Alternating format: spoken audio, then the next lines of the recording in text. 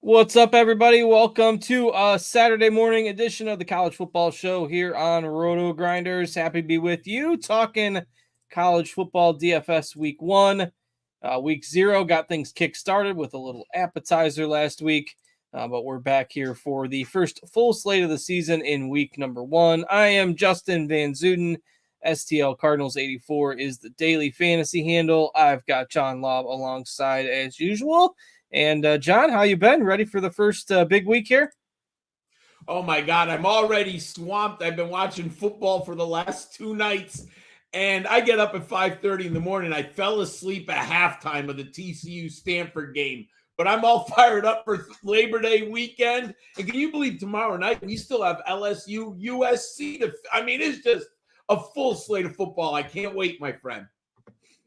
And is there a game on Monday as well? There is. Syracuse? No, not Syracuse. Someone who's not as great as USC, LSU, though. It's Boston College and Boston College and Florida State on Monday. That's right. It's okay, but not juicy.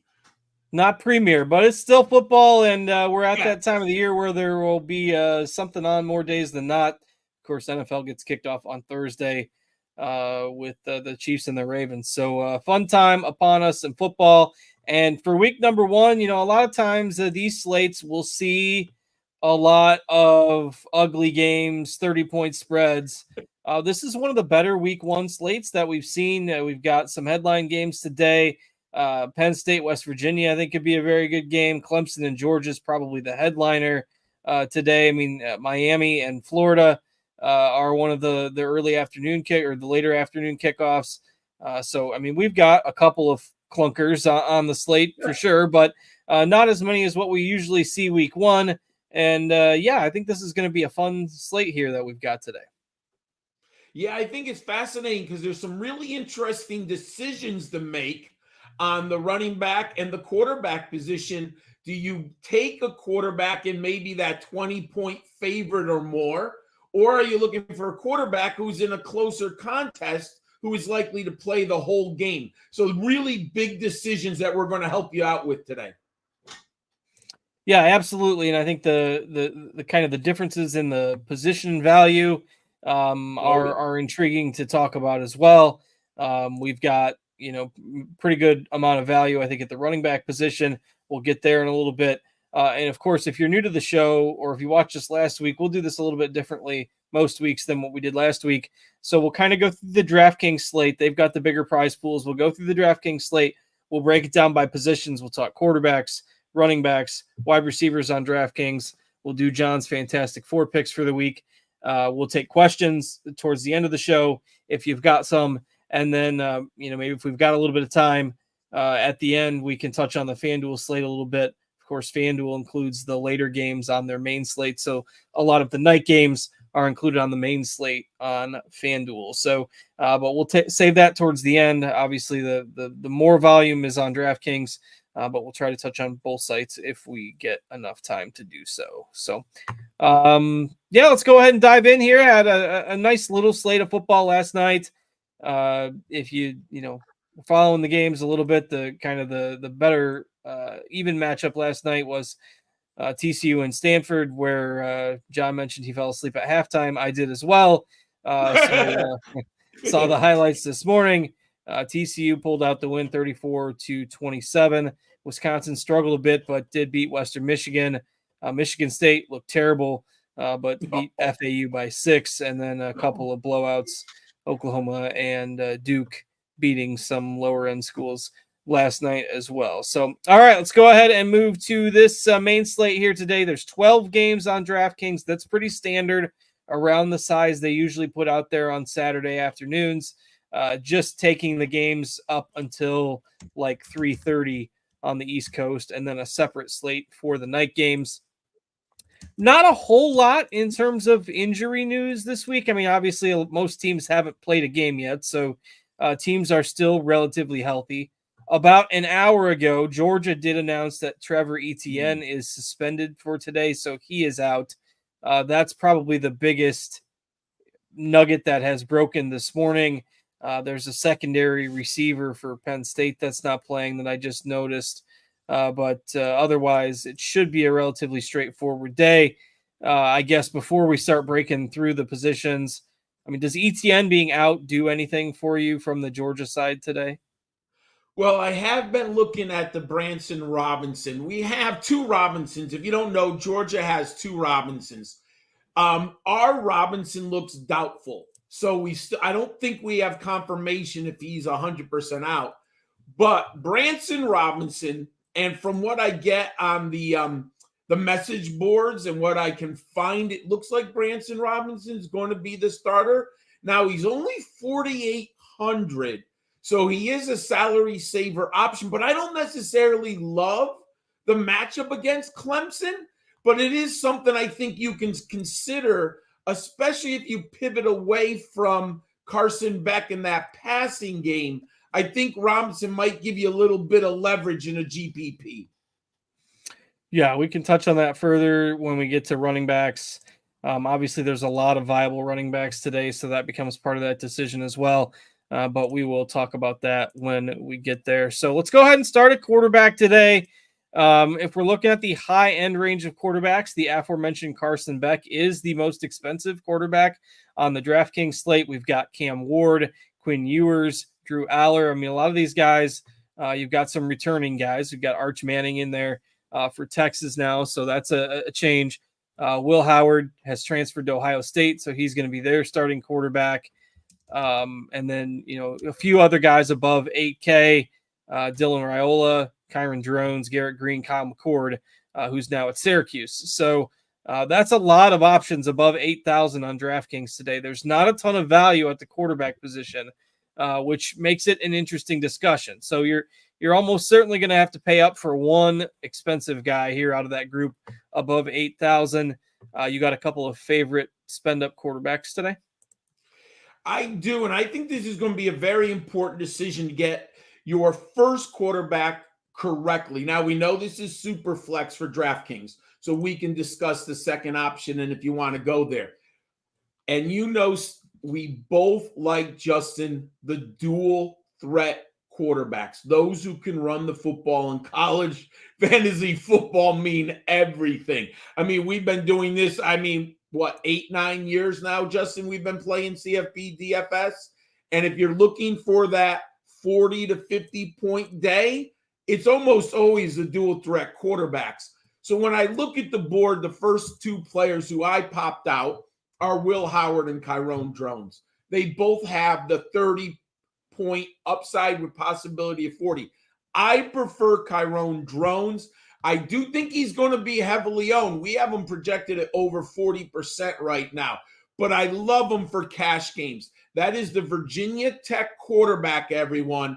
And if you did not get to see Virginia Tech and the Hokies later in the season, he was on a roll.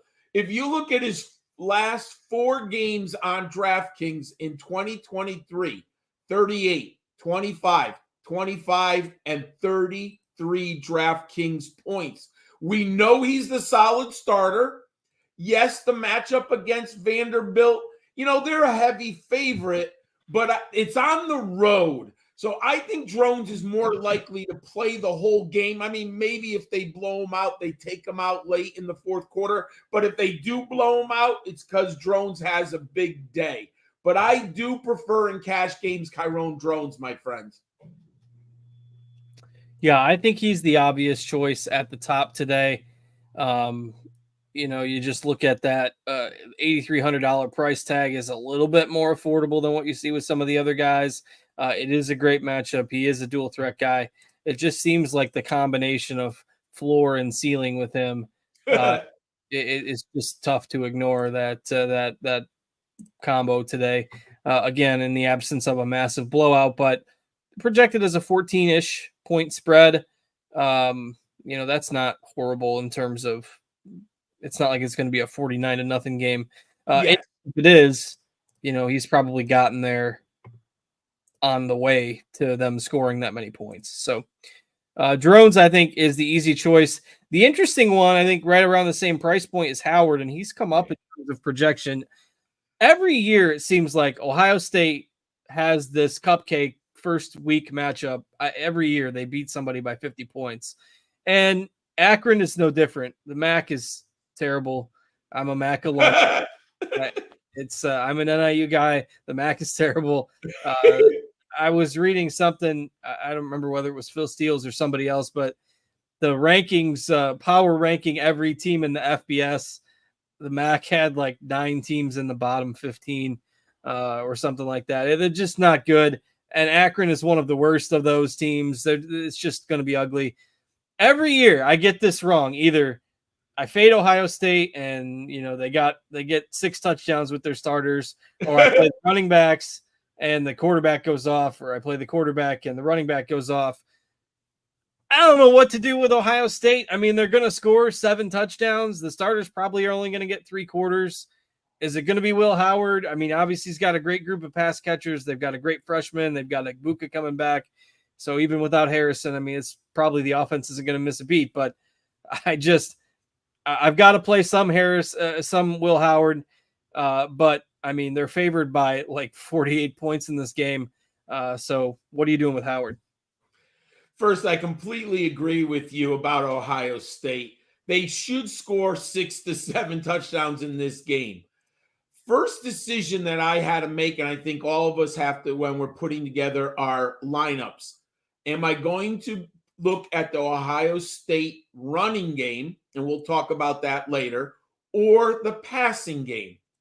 Currently, I prefer the passing game, and I very much like Will Howard, and you can actually build pretty nice lineups with Will Howard and Kyrone Drones if you put Howard or Drones into your super flex position.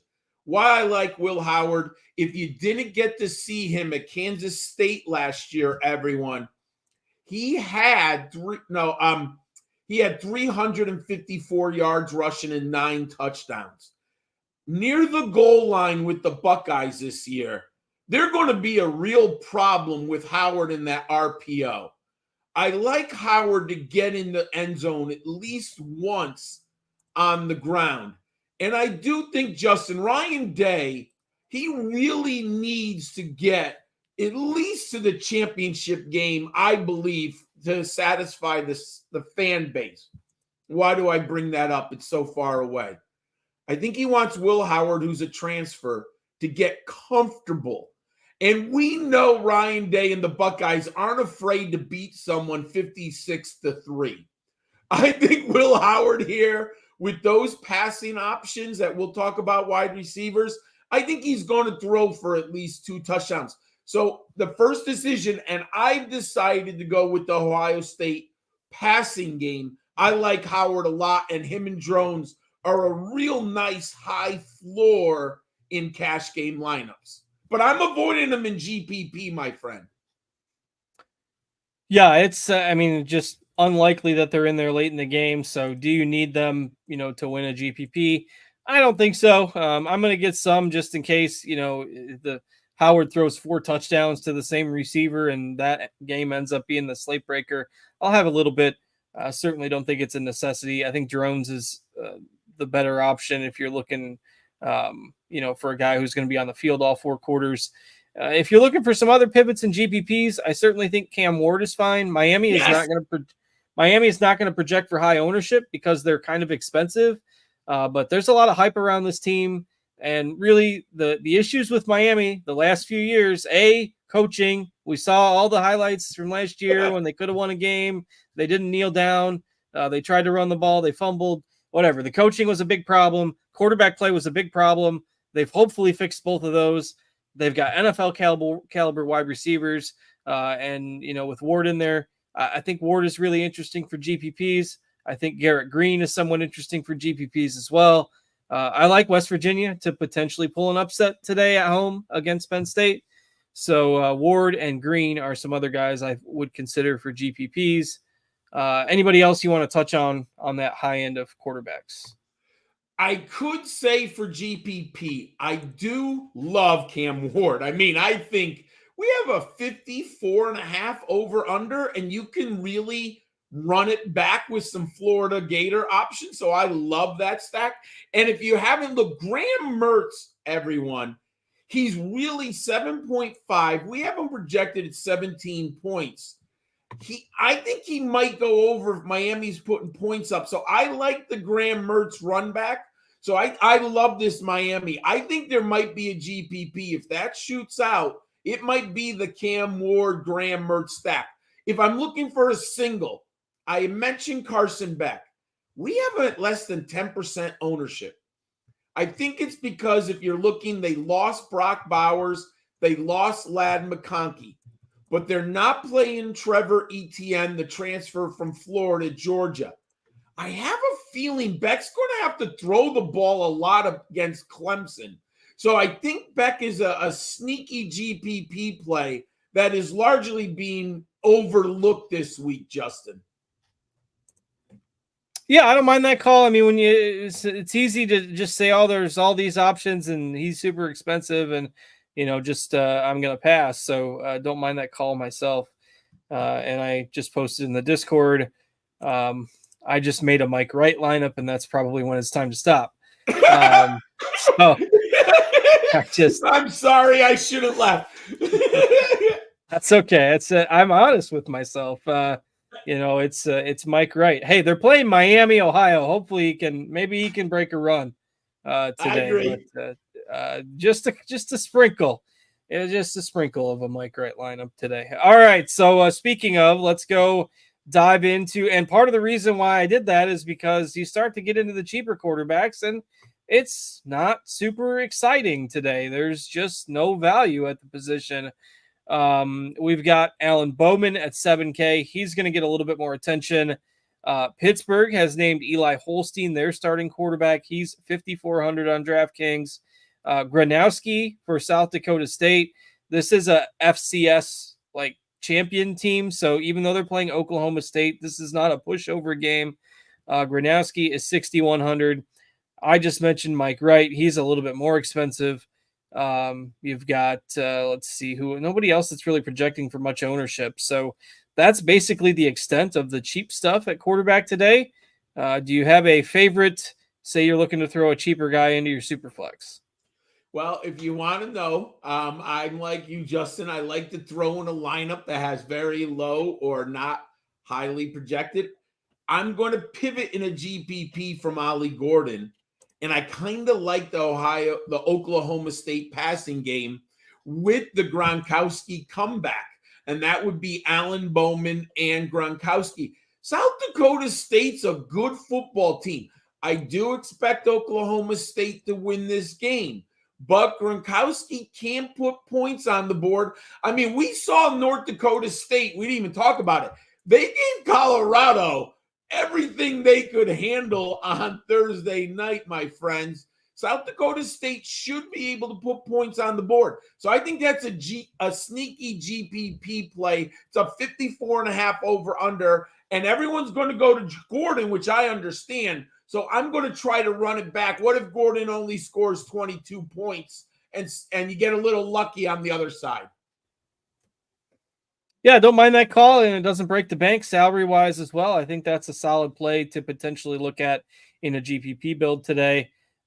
Most people are probably going to try to stick to the 8K and up guys. I think Holstein's getting some projected ownership for Pitt, largely because he's super cheap. There's some buzz on the Pitt offense today, and most of their skill players are affordable.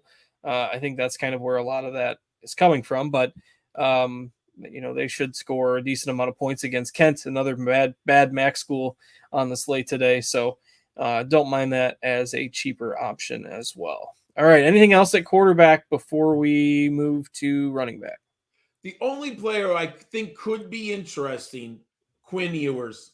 We do have him at 22% projected ownership, but that is a fascinating option against Colorado State because there's a lot of options and a lot of ways to stack the Rams, or at least put Rams on the other side. And we didn't discuss Ewers, but I think Ewers has to be considered.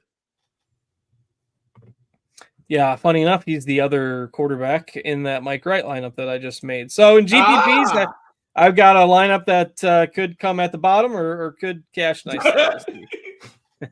All right, let's move to running back today, where there's a lot of options here. And I think you can get some people that'll make the argument that they're not going to play a quarterback in their super flex today because of the salary constraints. They're going to play 4 running backs. They're going to play 2 running backs in their RB positions, 1 in flex and 1 in super flex. I think that's perfectly viable if you want to do that.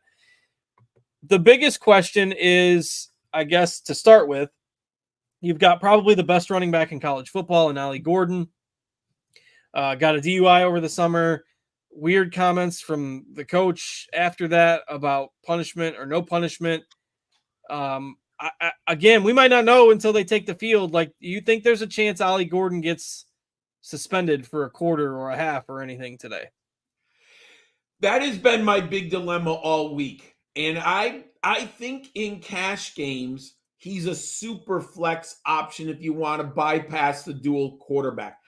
I think there's enough value. My 2 starting running backs do not include Ali Gordon. I do not believe that he's going to sit out early, but that does not, that's just based on chatter, and there's no public announcement. So I do believe, and what time is that kickoff? Aren't they like a midday kickoff? Yeah, it's 2 o'clock. Yeah, it's 2 o'clock.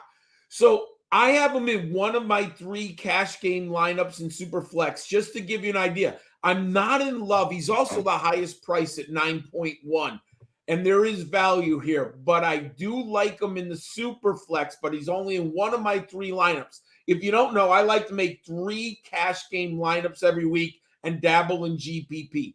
But he's in one of my 3. So let's say I got a 33% sprinkle of Ali Gordon, but I don't think he's a cash game lock. Yeah, most weeks, we would say, yeah, he probably is, yeah. But I would agree this week, and especially because of all the value at the position. I don't think you need to spend $9,100 for Gordon. Ohio State, you're probably going to see a split backfield. You've still got Henderson there, but they've got Judkins now, the transfer from Mississippi. That's, we saw him electric plays last year. And so who knows what's going to happen with that backfield. Don't think I want to touch that today. You've got Bashal Tutin for Virginia Tech. If you're not playing drones, certainly getting some exposure to that rushing attack makes sense. Anybody else you're considering spending up for before we get to all the guys who are going to be values today? I do think Damian Martinez, the running back from Miami, if you look at our projected ownership, 8%, 7.99 right now. They have a 28-point implied total. If you don't want to go Cam Ward, maybe you want to go into the Miami backfield. Damian Martinez, I love him for a season-long play. I think he's a fascinating option in GPP that is being overlooked here because Ward is not a scrambler at the goal line. Now, he can get some rushing touchdowns, but he's not in that Chiron Drones bucket as a rusher. He kind of gets it outside of script, and I could see Martinez within the 10-yard line getting all the touches for the Hurricanes, and you're getting them at a low ownership. Also, this Florida Gators defense, it's not a classic Florida defense, right? I do believe Miami will be able to run the ball. So I think right there, I love Martinez, and I wouldn't mind. You talked about Bashal Tutin. If you're going to go GPP, maybe you go off of drones and you stack Tutin and Martinez, and maybe somehow that Virginia Tech passing game doesn't go off, or Tutin gets 2 rushing touchdowns. I kind of like that kind of combo as a GPP play. Yeah, that's interesting as well, especially if they have a big day and he's able to get a couple longer touchdowns. I have a good amount of exposure to him as well. All right, now let's talk about the guys that are going to project as the values. And there's 3 of them that really stand out. The first one, Jaden Blue for Texas right now. is projecting at about, we've got him at like 21 fantasy points. LaQuint Allen is way too cheap. He's 5,100. He was a 1,000-yard guy a year ago. Syracuse is 17-point favorites today. And then sounds like Desmond Reed is going to get the start for Pittsburgh. Hammond has been ruled ineligible, so he is 4,600 and likely to start for Pitt today. I mean, of those three guys, Blue, Allen, and Reed, I mean, I think you got to probably play at least two of them. How are you handling them? I agree with you to play two of them. And especially if you'd like to get Ollie Gordon into your super flex position, I think it's very important to choose between two of them. Now, in cash games, and this is our second show of the year, I'm not really that worried about projected ownership because we've seen enough CFB. You can have like 60 or 70% ownership and a player could get 40 points, right, Justin? And if you don't have that player, you're almost out of the cash game, in the top 50%. So you look at the ownership. The question to me is, which two are you going to put into your cash game lineup, and how many people are going to have that same combo? I was not going to look at Reed probably, before we got the news about Rodney Hamden. But once I saw Rodney Hamden is out, I pivoted towards Reed, and salary matters, right, Justin? At 4,600, that allows you a lot of leeway, and especially if you're interested in Gordon. So I like Desmond Reed very much. I think he's one of the two. And then the decision comes down to me between Blue or Allen. If I'm not interested in Quinn Ewers, I like Blue a ton, but I do think there is some risk. We don't know the rotation yet for the Longhorns, but I do expect Blue to get the majority of the carries. If you want a high floor, I think you go with Allen, because Allen is the offense for the Orange. So I like the Allen and the Reed for my two salary savers in my starting running back. Yeah, Allen, I think, is the lock for me. I just love that Syracuse is, he got 1,000 yards last year when they were trailing in a lot of those games, and now they're favored by 17. Ohio, once again, another bad MAC school on the slate. And Ohio in the past has been, better, above average in the MAC. Being that our boss man DB is an Ohio alum, I can't shade him too much, but even he admits that they're probably not going to be that good this year. So our friendly NIU Ohio annual game, maybe we'll have a shot this year for my Huskies. But in any case, today I think targeting some guys on the other side against Ohio makes some sense. And so Allen is my favorite value of the bunch. I've got some exposure to all three of them, mixing and matching. But if I was just doing one cash game lineup, I think I would probably settle on Allen, and then the other two I'd let, Reed versus Blue would kind of let salary dictate. If I needed that extra $1,600, certainly no problem with Reed. If I had enough to get to Blue, no problem getting there either. So as far as other values, I think anybody else that projects as a value is not going to carry a ton of ownership. I've seen some buzz on Singleton potentially getting the more of the share of the workload at Penn State this year. In terms of touches, the most guaranteed touches would probably be Phil Maffa. But quality of touches, Phil Maffa against Georgia, I don't know. I don't know how to handle that one. But anybody else you're looking at as a value here? I have one play, and I have to admit, unfortunately, I'm a UConn fan. My daughter graduated from UConn, and they're traveling to Maryland. And Roman Hembry, we have him projected at about 8% ownership. And he has some high ceiling. He had 27 points against Rutgers last year. He scored 18 points against Illinois. And he also had a 35-point day against Charlotte. The Huskies are not going to scare anyone, my friends. Henry's at home. They have a new quarterback. I think Henry's in a spot to get a lot of touches. If you want to pivot in a GPP and you want to get off the chalk, I think Roman Henry is very interesting, Justin. Yeah, I like him a lot today. I've got definitely got more in my lineups than what we have him projected. So he's a fine GPP option as well. And then lastly, before we move on, I don't think we've touched on it yet, but anything you want outside of when we touched on in the intro, but for when people who are maybe just joining, thoughts on the Georgia backfield today. I know I've seen some people asking about Frazier because he's 3K. Robinson, who I believe you mentioned earlier, is 4,800. Any interest in those guys? Right now, my main interest is Branson Robinson, and it is coming from his high school recruiting pedigree. I do think he's a good back, but we always know those the backfield is stacked with talent. And I believe Robinson is coming off an injury. He was hurt all of last year, so we haven't seen him.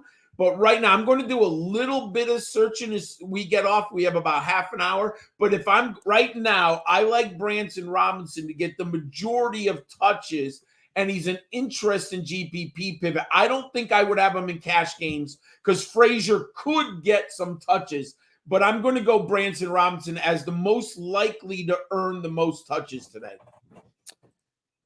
All right. Don't mind that. I think you can sprinkle Frazier in if you're building a bunch of GPP lineups, but otherwise, I'll have little exposure to both of them, but neither are core options by any means. All right, let's go ahead and pivot to wide receiver, and then again, we can recap with John's Fantastic Four. If you've got questions, the best way to get them to us is in the Roto Grinders Discord. You do not have to be a premium subscriber, though we'd certainly love it if you chose to be a premium subscriber. You can check us out over at rotogrinders.com. And a reminder that NFL Premium for the season is officially available now, and it's the best time to dip your toes in the water if you're new. Non-premium users can get over $100 off their NFL Premium subscription. All you have to do is click through the banner on RotoGrinders. And so while you're there, rotogrinders.com/Discord. Again, free to get in the Discord. And we have a chat channel in there called Live Stream Chat. There's also a dedicated college football channel where we can give you news and notes and updates throughout the day. But the live stream chat is where we tend to take questions live during the show. So post those in there, and we can get to those here in just a little bit. So we'll go through wide receivers. We'll go through questions if there are any, and then we can touch on the FanDuel slate a little bit as well. So let's talk wide receivers here on DraftKings today.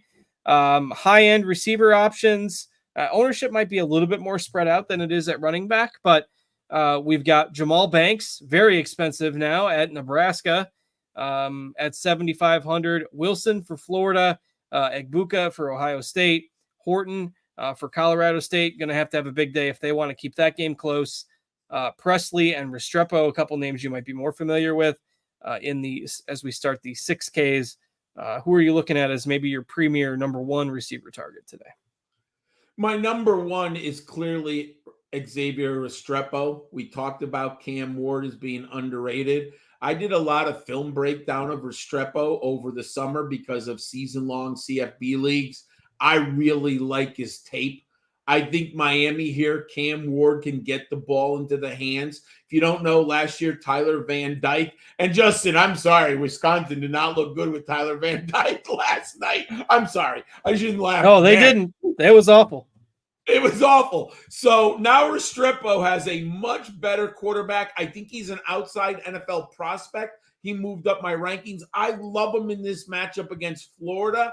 And Presley, I think he had over 100 catches, and his targets were silly for Oklahoma State last year. So I think they're locks at one of them in your cash game lineup. But I think I'm going to pivot off of them in GPPs. And interesting, you opened up with Jamal Banks. Man, I was shocked when I saw he was the most expensive on the slate. And I don't remember how often we have him projected at less than 1% ownership. It made me put him in a GPP lineup. I mean, I know it's a huge risk, but the talent's there. Nebraska is playing UTEP, right? And he's the number one prize receiver at such a low ownership. Now, do I think he'll hit his ceiling? No. But in GPP, that's what we're looking for, right? To differentiate. So I think Banks is fascinating, my friend.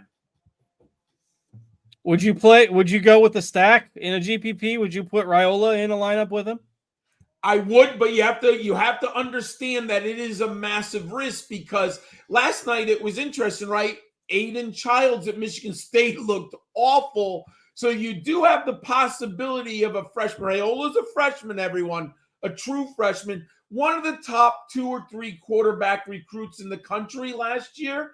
He might have a huge day, but you have to understand there is a very low floor. But I do like that as a sneaky stack, my friend. I mean, it's UTEP. It's not like they're playing, it's not like they're playing Ohio State or playing a conference game against USC or something like that. I mean, they're playing UTEP. So that was a dig on the Big Ten, but that being all across the country now. But we'll save that for conference play. We'll have a lot more discussions about some of these weird matchups. But yeah, I don't hate that in a tournament. If I can make a Mike Wright lineup, I can certainly make a Raiola Banks lineup. I do like that for extreme low ownership today. In cash games, are you Restrepo probably your guy, as you mentioned. Presley, I don't mind as well. Wilson, maybe more of a tournament target. And we've already kind of talked about Ohio State being pretty safe floors for when they walk down the field the whole first half. It's just a matter of how much the starters get to play after halftime. All right, let's move down into the next range of wide receivers. I'm not going to rattle off all these names, but guys that are kind of in that 5,500 to 6,500 mid-level price tag on DraftKings.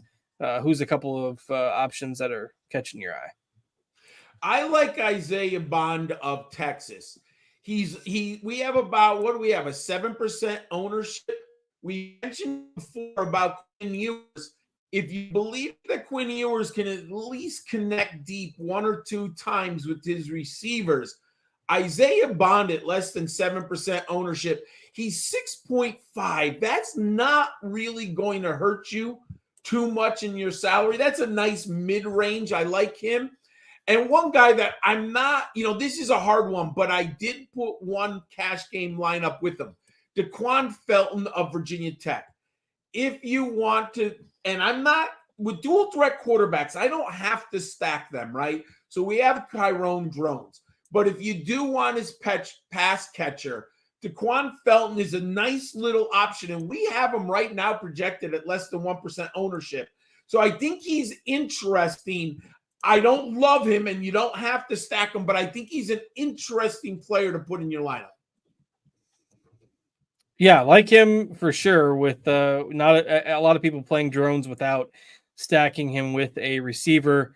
Jeremiah Smith, the other guy for Ohio State, true freshman, getting a lot of buzz. Should be one of the better freshmen in the country for sure. He's 5,400. Samuel Brown, transfer into Miami from Houston, I believe, is where he was before. Yes. At 5,900, seems like he's got him and George will kind of compete to be the 1B there after Restrepo for Miami through some of those two in some GPP lineups. Owens for Oklahoma State at 5,200. If you can't quite get to Presley, is grading out pretty well in our projections also.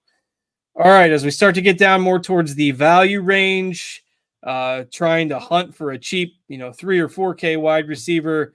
A lot of times that helps the salary work in your lineups. Anybody that's standing out to you as a potential cheapie? I think there's just one obvious one.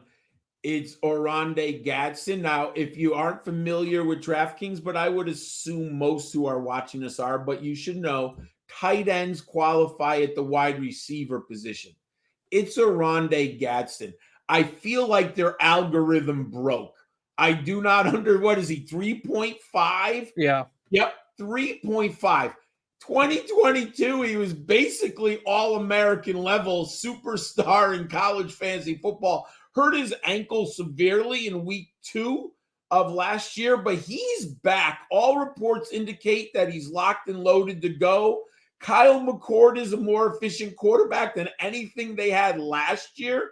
So I think Gadsden, if you don't want to go LaQuint Allen, I think Oronde Gadsden gives you a lot of options there. And one player that no one has talked about, I mentioned the UConn game, and I just look at UConn matchups. And I don't usually talk about them. They're not usually on the slate. But Caden Prather, another wide receiver for Maryland at less than 3% ownership. He's a legitimate NFL prospect. He has got big size. He transferred in from West Virginia. If you're looking for a wild GPP plays less than 5K, Caden Prather, if you don't want Roman Henry, Caden Prather is a nice little long shot. Yeah, I kind of like that at his salary. Gadsden's going to be the one that everybody flocks to. I mean, we've got him at over 30% owned. So Trevor Pena for Syracuse, another guy that should get a good amount of snaps at receiver. He's 3K bare minimum.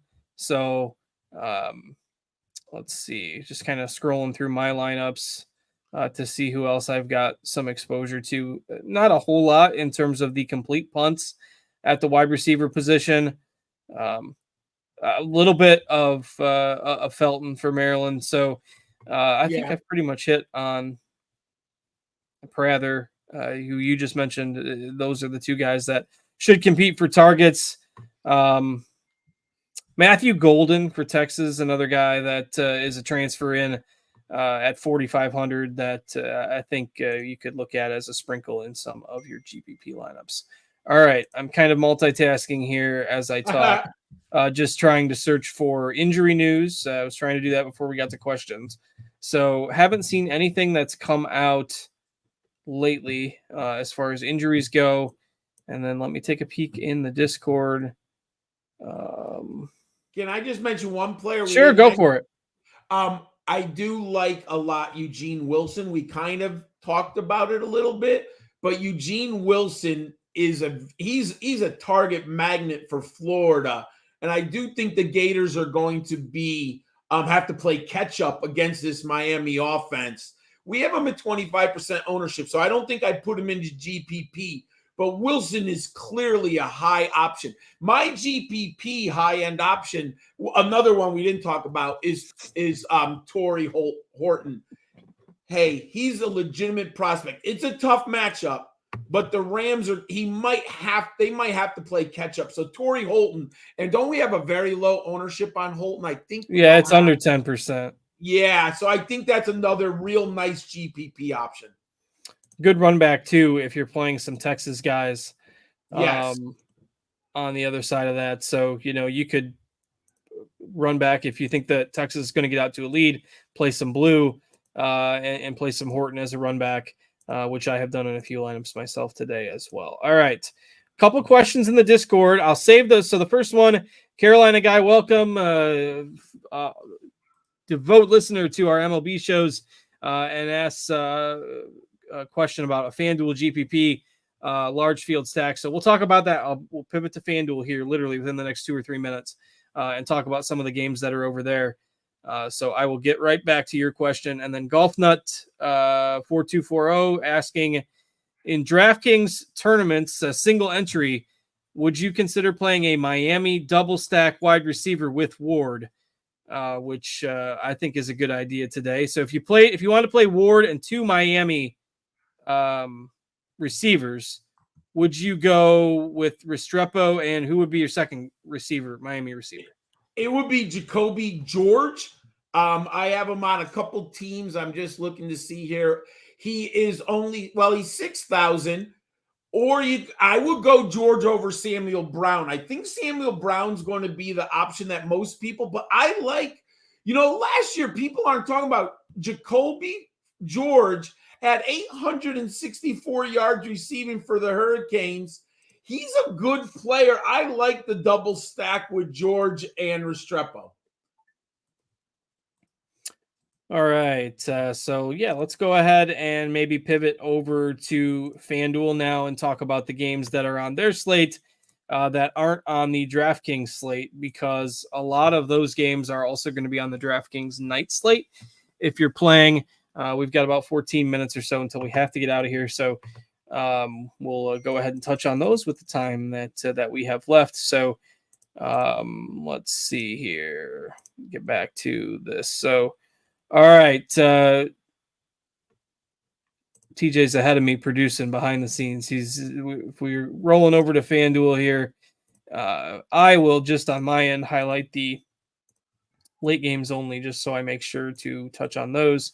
But let's touch on the quarterbacks here on FanDuel. Obviously, we've got a lot of the guys that we've already touched on, right? Ward, Howard, Beck, Garrett Green, Drones. All those guys are on the FanDuel slate as well.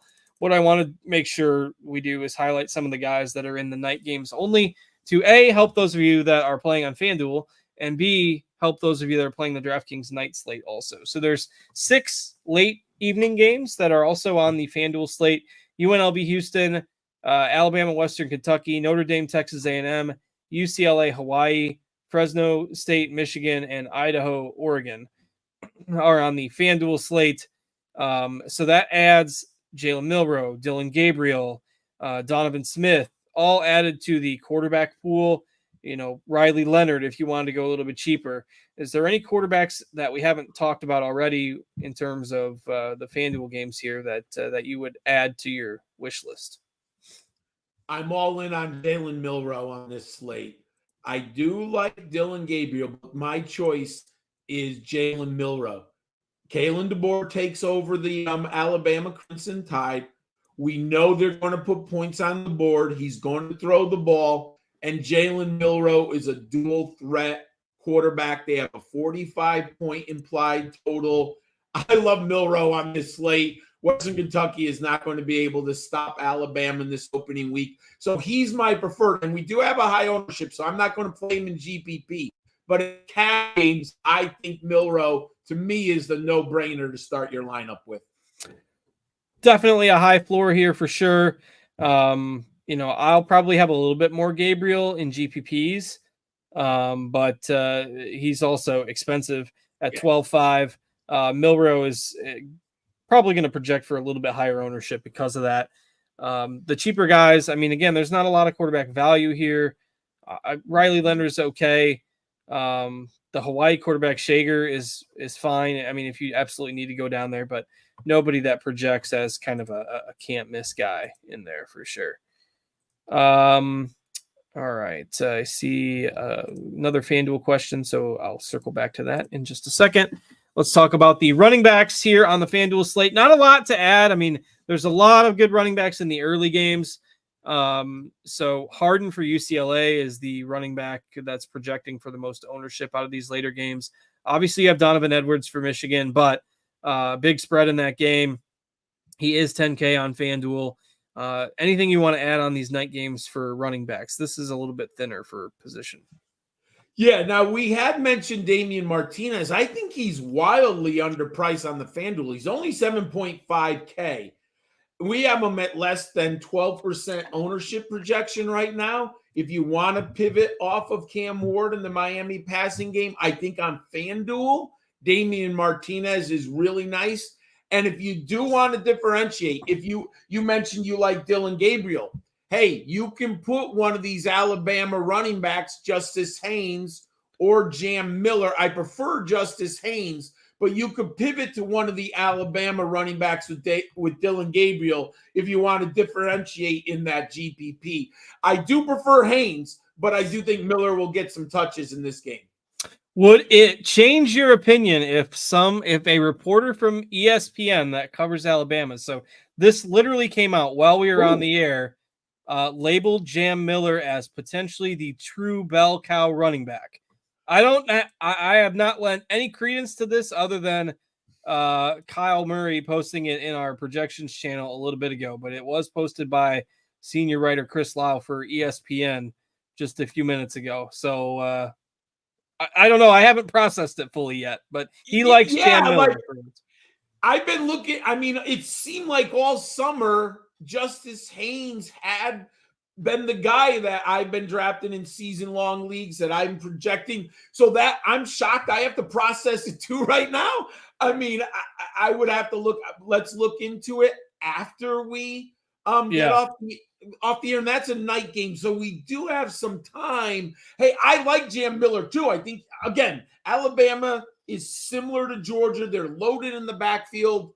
I have to process that. Now, there is a price change, right? Jam Miller 7.7 and Justice Haynes is 9.8. So there is some salary considerations there. I need to find out if that is actually, how truthful that is. So I need to process that one too. And I don't know myself either, so please don't take my comment as gospel. Just wanted to pass along what somebody else had noted here this morning. All right, wide receivers in the night games tonight. Tez Johnson would be your spendy guy. Let's see. Pofele Ashlock for Hawaii is one of my favorite values on the FanDuel slate. He's only 7,300. They didn't have to throw a lot against Delaware State. I believe they played last week. They only completed 17 passes, but he did have 5 catches for over 80 yards. They are going to have to throw certainly against UCLA tonight in a game where they're about 14-point underdogs. So I like him a good bit if you're just looking for options that are solely on those night games.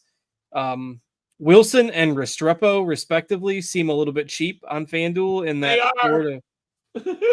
it just those are two guys that I think you should really consider in your FanDuel lineups. What are your thoughts on wide receiver over here?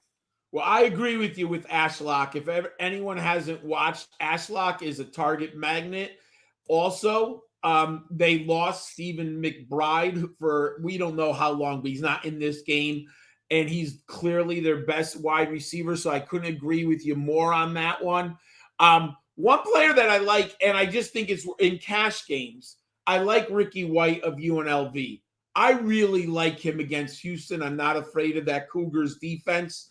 There is concern about the UNLV quarterback. I get it, but I do like Ricky White. And you mentioned Tez Johnson, right, Justin?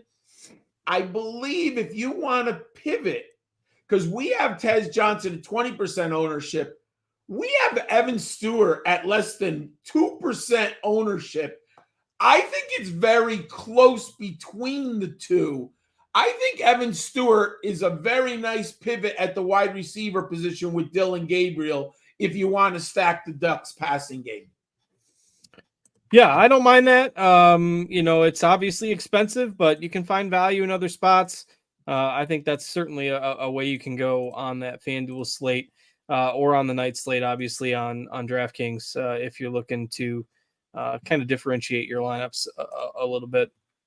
I should make sure. I can't remember now if that game's on the night slate or on DraftKings or not. So many slates this week that things get jumbled together pretty quickly. But want to make sure we touch on any questions that people have. So again, if you want to get those answered live on the air, get those hopped into the Discord now so that we can answer them here over the next couple of minutes before we hop off.